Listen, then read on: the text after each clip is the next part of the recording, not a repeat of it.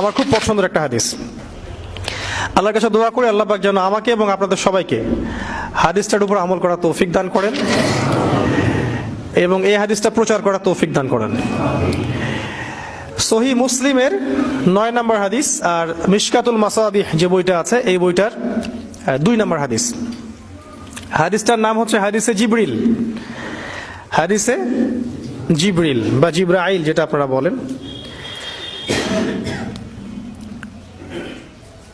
রাসূলুল্লাহ সাল্লাল্লাহু আলাইহি ওয়াসাল্লাম, আমরা নবীর নাম শুনলে দরুদ পড়ব, তিনি একদিন মসজিদে ঠিক এভাবে বসেছিলেন আর তার আশপাশে সাহাবায়ে কেরাম রাদিয়াল্লাহু আনহু এভাবে ঘিরে ধরেছিলেন।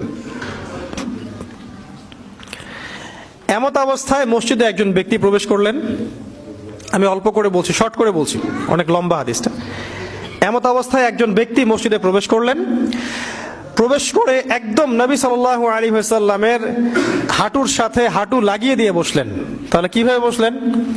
তাশাহুদ আত্তাহিয়াতুর সময় আমরা যেমন করে বসি ঠিক এইভাবে বসলেন, নবী সাল্লাল্লাহু আলাইহি ওয়াসাল্লামের হাঁটুর সাথে হাঁটু লাগিয়ে দিয়ে, এবং নিজের 2 হাত আল্লাহ রাসূলের 2 উরুর উপরে রাখলেন।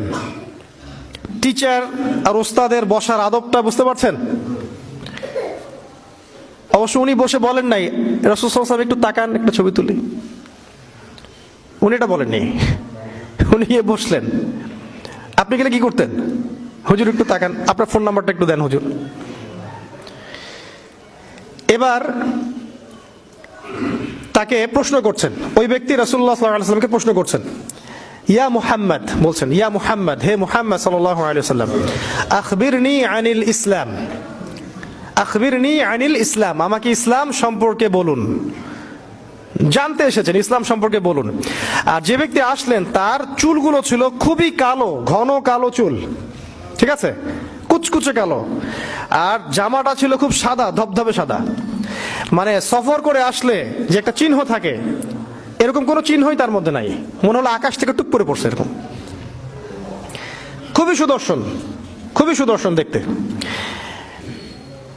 নবী সাল্লাল্লাহু আলাইহি ওয়াসাল্লাম বলছেন, উত্তর দিচ্ছেন যে আল ইসলাম, ইসলাম হচ্ছে, ইসলাম ধর্মটা হচ্ছে ইসলাম ধর্মটা হচ্ছে ওয়া আন তাশহাদা আল্লা ইলাহা ইল্লাল্লাহ ওয়া আন্না মুহাম্মাদান আবদুহু ওয়া রাসূলুহু।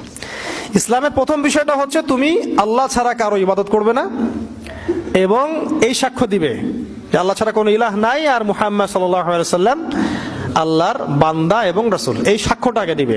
মানে কি? মানে হচ্ছে তুমি আল্লাহর সাথে শিরিক করতে পারবে না, আল্লাহর তাওহীদের উপর থাকতে হবে আর রাসূলুল্লাহ সাল্লাল্লাহু আলাইহি ওয়াসাল্লামের সুন্নাহর উপরে থাকতে হবে। এই হচ্ছে লা ইলাহা ইল্লাল্লাহ মুহাম্মাদুর রাসূলুল্লাহর সংক্ষিপ্ত কথা আর কি। আর কি আছে? ওয়ান তুকিমাস সালাহ, এবং তুমি সালাত কায়েম করবে, দৈনিক 5 ওয়াক্ত নামাজ আদায় করবে। 3 নাম্বার ওয়ান তুতিয়াজ যাকাত, এবং যাকাত তুমি প্রদান করবে, নিসাব পরিমাণ সম্পদ থাকলে প্রতি বছর যাকাত প্রদান করবে। ওয়া তাসুম রমাদান, এবং রমাদান মাসে তুমি রোজা রাখবে, সাওম পালন করবে, এবং যদি সামর্থ্য থাকে তাহলে তুমি আল্লাহর বাইতুল্লাহ হজ করতে যাবে।